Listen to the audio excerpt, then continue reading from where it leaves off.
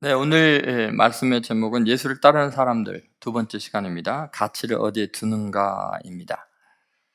그럼 우리가 예수를 따른다는 것이 이제 신앙의 가장 기본적인 건데, 도대체 우리가 신앙생활을 한다는 것의 의미가 뭘까요? 얼마나 가치 있는 일일까요? 여러분, 신앙생활이 본질적인 삶의 중심에 있지 않고 엑서사이즈처럼 해도 되고 안 해도 되는 거라고 생각한다면 예수를 따르는 게 아닙니다. 왜냐하면 오늘 본문에 보면은 예수를 따른다는 거, 신앙생활 한다는 것이 근본적으로 얼마나 가치 있는 일이고 중요한 일인가를 우리에게 밝히 보여주고 있습니다. 우리가 지난 시간에 주님이 어디를 가든지 나는 주님을 따르겠나이다라는 예수를 따르는 것에 대해서 확신을 가지고 자신감 있게 이야기하는 사람에 대해서 예수님은 그가 신앙을 추구하는 그 본질적인 그 의미라고 할까요? 그의 의도가 세속적인 욕망, 그러니까 여우로 표현되고 있는 헤롯처럼 권력을 추구하는 것, 또 공중의 새들이 깃들 곳이 있는데 예수님이 깃들 곳이 없다 했을 때 그 공중의 새는 사탄 마귀의 지배를 받고 있으면서 자신이 신앙생활을 잘 한다고 착각할 수 있는 거에 대해서 철저하게 예수님께서 그 질문에 그가 주를 따르는 그 의도를 들춰내셔서 그의 그 잘못된 신앙관에 대해서 완전히 이렇게 무너뜨리시는 것을 우리가 살펴봤습니다. 우리는 종교적인 열정과 또 종교적인 열심을 가지고 있으면서도 세속적인 욕망, 자기의 권력과 또는 세상의 육신이 원하는 대로 그걸 더 충족시키기 위해서 종교 생활을 할 수가 있다는 거죠. 많은 이단들이 결과적으로 보면 종교를 내세우지만 너무너무나 음란하고 너무너무나 물질에 대해서 착취를 하고 이런 것들을 보면 대부분에 알 수 있습니다. 근데 신앙의 본질이 뭔가 그것을 예수님께서 알려주고 있죠. 그리고 이제 그렇게 예수님께서 이야기를 하니까 어떤 사람이 예수님을 따르다가 갑자기 좀 멈칫해졌어요. 지금 바로 따라봤자 그 권력도 추구할 수가 없고, 그런데 예수님께서는 그에게 뭐라 그래요? 나를 따르라라고 이야기를 하시거든요. 그러니까 내 아버지 장례를 치른 다음에 따르겠습니다 라는 이야기를 합니다. 그래서 오늘은 이 두 번째 사람에 대해서 한번 생각해 보면서 예수님을 따른다는 게 뭐냐, 그것은 가치를 어디에 두고 있는가를 점검하는 굉장히 중요한 이야기입니다. 신앙은 뭐냐? 가치관의 변화입니다. 진짜 중요한 게 뭔지를 세상 사람들과 달리하는 것이 신앙생활이라는 거죠. 자, 도대체 무슨 이야기일까요? 여러분, 우리는 사람을 살리는 종교여야 합니다. 사람을 죽이는 종교는 안 돼요. 그것은 근본적으로 잘못된 것입니다. 이 세상의 많은 사람들은 사람을 살리기 위해서 일하기보다는 다른 사람을 짓밟고 누르고 죽이면서 자기 배만 채우려고 하는 그런 잘못된 삶의 가치관을 가지고 사는 사람들이 많습니다. 그러니까 가치를 물질에 두고 권력에 두고 명예에 두게 되면 사람을 살리는 일을 갖다가 소홀히 여기고 무가치하게 생각하고 죽이는 일을 서슴없이 하게 되죠. 그래서 정말 중요한 게 뭐냐? 너희는 사람을 살리는 행렬에 나아가지 죽이는 행렬에 세속적인 그런 가치에 점령돼서는 안 된다. 그걸 이제 보여주는 것이 오늘 이 두 번째 이야기입니다. 그래서 우리가 생각할 첫 번째는 이런 겁니다. 주님을 따른다는 건 뭐냐면 중요한 일과 덜 중요한 일을 구별하는 것입니다. 정말 가장 중요한 일에 인생을 거는 것이 주님을 따르는 거다. 이것을 말하고 있습니다. 지금 한 사람이 예수님의 부름을 받았습니다. 여러분, 아까 첫 번째 사람은 내가 주를 따르리라 했는데 주님은 그걸 거부했어요. 자기 주도적인 신앙은 자기 속에 있는 어떤 탐욕이 있기 때문이죠. 근데 예수님은 이제 주님을 따를 생각이 별로 없는 사람에게는 너는 나를 따르라라고 이야기를 하십니다. 제자 중 하나가 그 주님의 부르심 앞에서 이렇게 이야기하죠. 주여, 나로 먼저 가서 내 부친을 장사하게 허락하옵소서. 이 도대체 어떤 의미일까요? 지금 아버님께서 첫 번째 우리가 의미는 이런 것 같습니다. 아버지께서 돌아가셨기 때문에 장례식을 치러야 한다는 것이 아니죠. 이건 지금 바로 돌아가셨다는 의미가 아닐 수도 있습니다. 그냥 중동의 그 상황에서 보면은 내가 지금 아버지가 살아 계시는데 그 아버지의 살아계신 동안 아버지의 뜻에 모든 결정권이 있기 때문에 절대적인 가부장적인 사회 속에서는 내 마음대로 내 인생을 예수님께 드릴 수가 없습니다. 그러니까 아버지가 돌아가시면 장례 치른 다음에 그때 따르겠습니다. 이런 의미로 받아들일 수도 있을 것 같죠. 대단히 효심이 지극한 것 같고 그 당시의 사회적인 관습에 차를 당연한 이야기인 것 같습니다. 그런데 여러분 아주 또 이 속에 은밀한 또 다른 가치 추구가 덜 중요한 것을 절대적인 것처럼 생각하는 함정이 있습니다. 그게 뭐냐면은 사실은 중동에서는 아버지가 돌아가실 때까지 아버지의 권 아래에 있고 잘 순종하고 이런 사람들이 아버지가 돌아갈 때 재산을 상속받게 되거든요. 그러니까 아버지가 돌아가시면 그때야 이제 내가 내 인생을 결정할 수 있으니까 그때 주님을 따르겠습니다라고 말하는 것 같지만 표면적으로 그렇지만 속에는 아버지 재산도 내가 물려받아야 되고 그런 도리를 다 한 다음에 그 다음에 따르겠습니다 이렇게 이야기하는 것과 마찬가지인 거죠. 다시 말해서 이 말은 예수님을 지금 따르는 이 사명이 얼마나 중요한지를 모르고 있는 거예요. 지금 예수님과 함께 가는 이 길은 전 인류를 구원하는 한 영혼 한 영혼을 예수님 만나서 구원하는 대단히 중요한 하나님 나라의 운동이잖아요. 사람을 살리는 운동이잖아요. 그런데 그는 아버지에게서 물려받을 재산에 더 중요한 가치를 두고 있기 때문에 아버지가 돌아가신 다음에 그 다음 재산 물려받고 그리고 따르겠습니다. 이제 그런 표현이 이 속에 담겨 있습니다. 여러분 우리 그리스도인들은요 정말 중요한 일이 뭔가 그것은 하나님의 부르심이고 하나님이 나를 이 땅에 태어나게 해서 사람을 살리고 뭔가 의미 있는 일에 나를 쓰이기를 원하셔서 부르셨다는 것을 알아야 돼요. 근데 믿지 않는 사람들은요, 하나님을 알지 못하는 사람들은요, 온통 썩고 없어지고 죽일 거, 육체의 욕망과 더 많이 잡는 거에 전생일을 다 투자하지만 나중에 너무 허무합니다. 여러분 스펄전이 결혼하기 전에 어느 날 그가 수많은 군중들에서 늘 복음을 전했던 엑세터 홀로 약혼녀를 데리고 갑니다.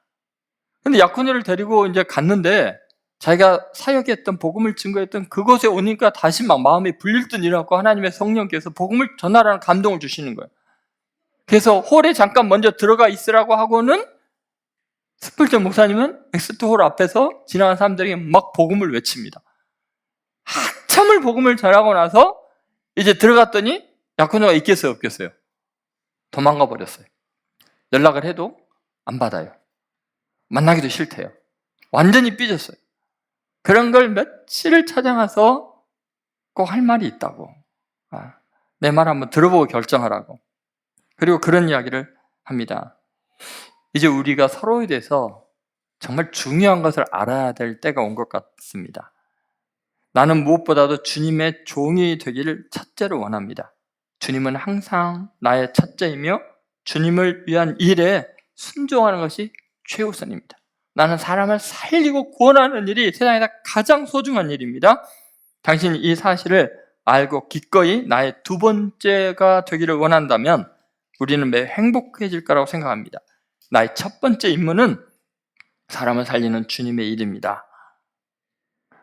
나중에 스펄전 목사님 이 부인이 그날 밤 남편의 첫째 자리를 차지한 분의 임재를 그 순간에 느낄 수 있었대요. 그 이야기를 하는 거예요. 그때 내가 도저히 범접할 수 없는 내 남편의 가장 첫 번째 자리는 하나님이시구나. 그걸 깨달았다는 거예요. 그리고 자기가 두 번째 자리를 지킬 때 너무나 행복했다고 이야기를 합니다.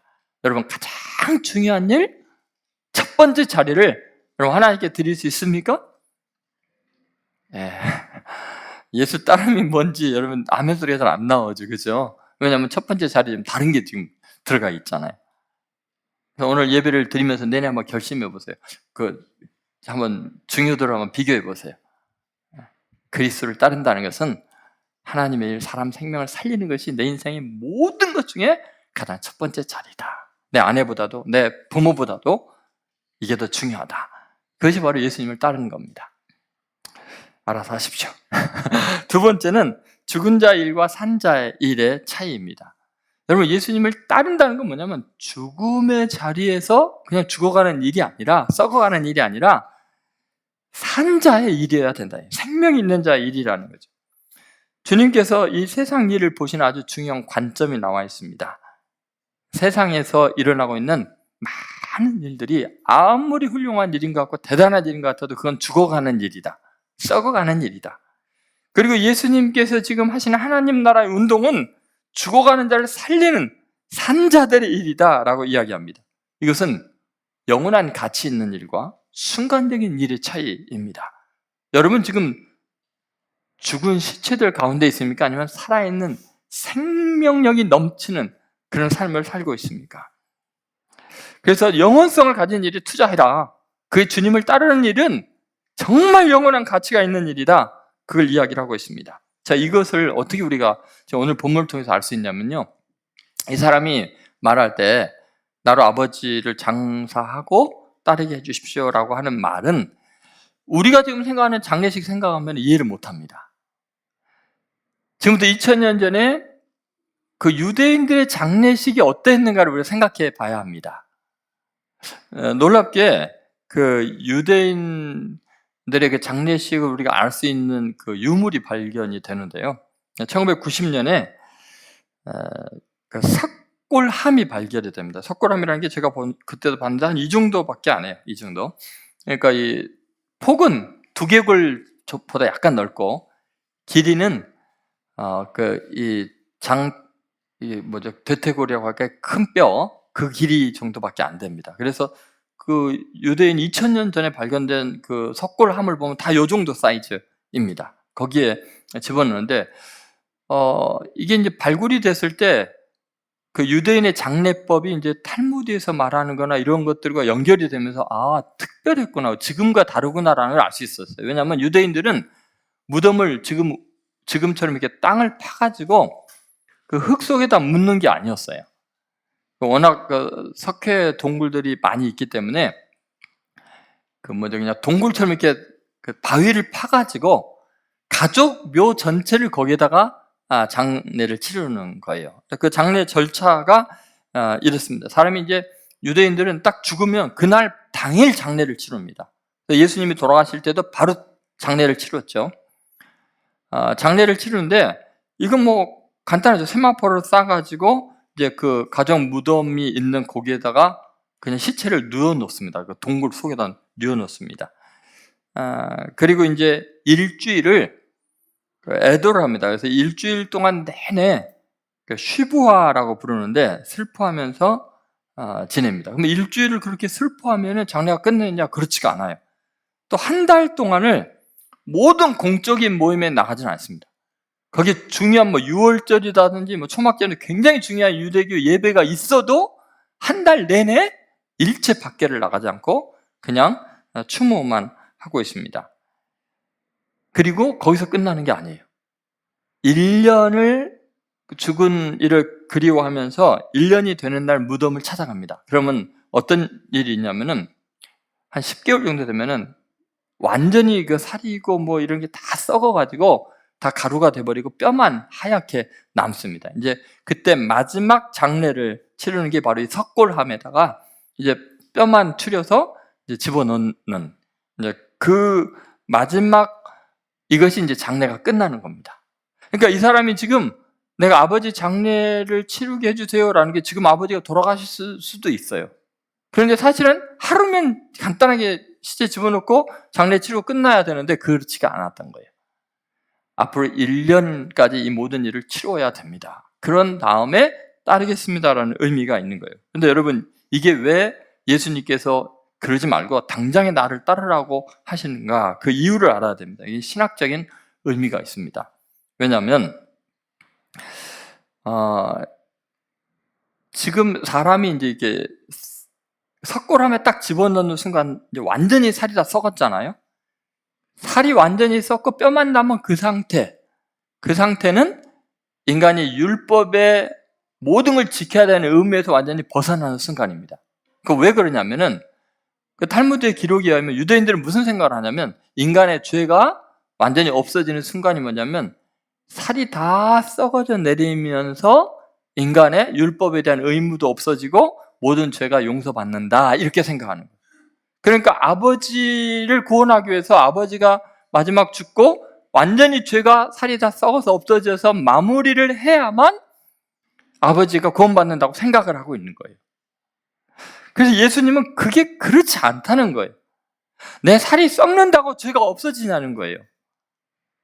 그렇지 않고 예수님을 인격적으로 만나야 되고 하나님의 나라를 위해서 인생을 헌신해야 구원을 받는 거다. 예수님을 만나야 구원을 받는다는 거예요. 여러분, 그래서 예수님께서는 죽은 자들로 죽은 자를 장사하게 하고 그렇게는 구원 못 받는다. 그건 죽은 자들의 일에 불과하다. 정말 중요한 건 예수님을 인격적으로 만나서 하나님을 아버지라고 고백하는 영접하는 역사를 일으켜야 된다는 거죠. 그래서 굉장히 중요한 이야기를 하고 있습니다. 죽은 자들로가 뭐냐면은 지금 아까 말한 대로 세속적인 일에만 집중하는 사람들이 아니라 그 뭐냐면 그 무덤 안에 있을 거 아니에요. 무덤 안에 가면은 지금 누워 있는 다른 시체들도 있을 거예요. 왜냐하면 죽은 지 몇 달 안 된, 그리고 썩어가고 부패가는 시체들이 많이 있을 거 아니에요. 그 죽은 자들로 이 죽은 자를 장사하게 하고 이게 굉장히 풍자적으로 이야기하는 거죠. 너는 나를 따르라는 게 무슨 말이냐면 어쩌면 세상 사람들은 인생 살아가는데 나는 점점 건강해지고 잘 사는 것 같지만 점점 썩어지고 있는 몸이다. 아무리 잘 먹어도 아무리 많은 걸 가져도 점점 육체가 썩어져 가는 거잖아요. 그냥 시체에 누워있으면은 한 1년 있으면 완전히 살이 썩어서 뼈만 남는 듯이 우리가 지금 대단히 건강한 것 같고 사실은 아무리 노력을 해도 아무리 화장을 하고 아무리 수술해도 우리의 몸은 어떻게 해요? 속수무책입니다. 그냥 썩어갑니다. 세월 앞에서 방법이 없어요. 이게 죽은 자들이라는 거예요. 예수님을 만나지 않으면 내 안에 영원한 생명이, 신적인 생명이 들어가지 않으면 아무리 윤리 도덕적으로 열심히 살고 노력을 해도 어떻게 속수무책인 거예요. 누가 이걸 막을 수 있겠어요? 그냥 썩어가는 거다. 죽은 자들이다. 죽은 자들은 죽은 자들과 함께 있을 수밖에 없지만 너는 나를 따르라. 죽은 영혼을 살리고 영생을 주고 썩지 아니할 것을 위해서 일해야 된다. 사람들 그 생명 구원을 얻는 길로 하나님의 자녀가 되는 권세를 얻는 일에 너가 쓰임받아야지. 어차피 썩어가는 사람들과 함께 거기 누워있는, 거기서 돈을 많이 번들, 거기서 유명해진들 다 썩고 없어지는데 남는 사람이 누가 있냐? 영원하신 하나님, 그리고 영원한 하나님의 나라만 의미가 있고 최종적으로 생명이 있는 거 아니냐? 그러니까 너는 나를 따르라. 죽은 자들로 죽은 자를 장사하게 하고. 그래서 산 자들의 일과 죽은 자들의 일을 명확하게 좀 풍자적으로 이야기하시는 것이 죽은 자들로 죽은 자를 장사하게 하고, 아무리 대단한 국가적인 일을 하는 것 같고 과학적인 일을 하는 것 같고 생명을 연장하는 훌륭한 일을 하는 것 같아도 결국은 다 죽지 않냐. 영원한 생명, 하나님의 자녀가 되는 권세, 이 일에 너가 참여하라. 산 자들의 일에 참여하라. 이렇게 부르고 있는 것입니다. 마지막 이제 세 번째는 상대적인 일과 절대적인 일이에요. 저는 이 본문을 읽으면서 처음에 어렸을 때 성경 읽을 때 예수님에 대해서 좀 의아했어요. 아니, 부모님의 장례만큼 중요한 일이 어디 있어? 어떻게 이런 이야기를 하실 수 있을까? 그냥 장례는 죽은 자들이 치르게 하고 너는 나를 따르라? 어떻게 이렇게 불효막심하게 이야기를 할 수 있을까? 근데 여러분, 지금 예수님께서 이걸 이야기하는 것은 하나님의 나라 일은 비교 불가할 만큼 절대적인 가치가 있다. 그걸 이야기를 하고 있는 건데 여러분, 이게 이해가 되십니까? 예수님을 따르는 일은 어떤 것과도 타협할 수 없을 만큼 그만큼 절대적인 일이다. 이렇게 이야기를 하는 거거든요. 절대로 바꾸거나 포기해서 안 될 일이 예수 믿는 일이고 하나님의 나라의 영광을 위해서 사명으로 사는 인생이에요. 그것이 궁극적인 선이고 그것이 가장 위대한 효이고 그것이 근본적으로 인류를 구원하는 위대한 일이기 때문에 그래요. 죽은 자들로 저희 죽은 자들을 장사하게 하고 너는 나를 따르라.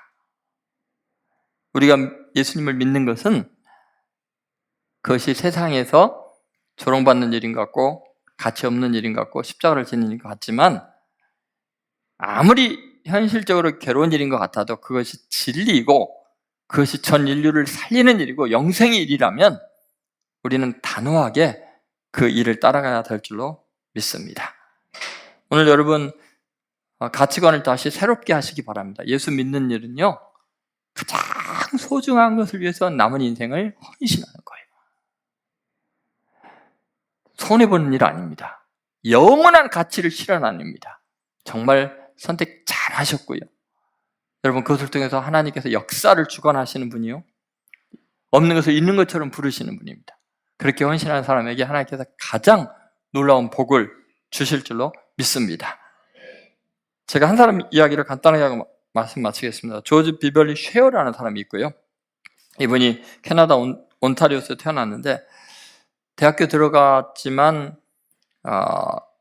제대로 학비가 없어서 대학을 다니기가 힘들었습니다. 1년도 채 안 됐을 때 1930년 엄청난 미국에 이제 공황이 오고 이럴 때 먹고 살 길이 없어요.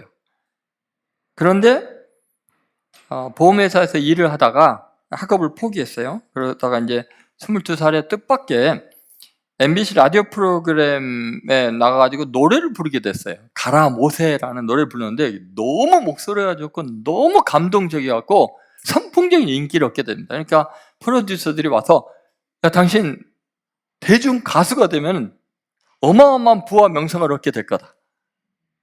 그래서 모든 방송국에서 이 사람을 잡으려고 애를 썼어요. 그런데 찬양이 아닌 대중가요만 부르라는 거예요. 너무나 고민하기 시작했습니다. 그러니까 아들이 고민하는 걸 보고 어머니가 10년 동안이나 애송하던 시 한 편을 건너줍니다.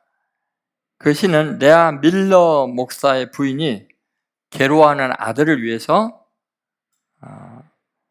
지었던 시예요. 그리고 이 시를 이제 쉐아의 어머니에게 밀러 어머니가 직접 준 거죠. 이 시를 본 순간 쉐아는 큰 충격을 받았어요. 어릴 시절부터 하나님을 찬양하고 늘 그랬었는데 이 시에 정말 자기가 앞으로 해야 될, 결정해야 될 굉장히 중요한 그 가치관이 심겨져 있었던 거죠. 그래서 멜로디를 붙여서 자기가 찬송가로 만든 거예요. 봉송가로 만든 거예요. 그게 뭐냐면 주 예수보다 귀한 것은 주 예수밖에 없네. 세상 부귀와 명예 바꿀 수 없네. 주 예수보다 더 귀한 것은 없네. 수많은 박수갈채를 받으면서 그렇게 영광스러운 순간에 쉐가 이런 고백을 합니다. 감사합니다. 하지만 나는 어떠한 박수와 갈채와도 우리 예수님을 바꾸지 않겠습니다. 여러분 정말 중요한 것이 뭔가?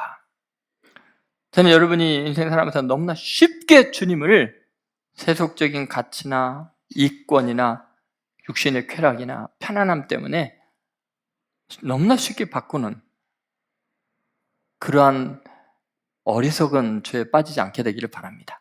세상에 가장 가치 있는 위대하신 부르심 앞에서, 가장 위대한 사랑 앞에서 나도 사랑을 고백하면서 정말 신앙생활을 다시 한번 멋지게 출발하는 귀한 성도들 되시기를 주의 이름으로 축원드립니다.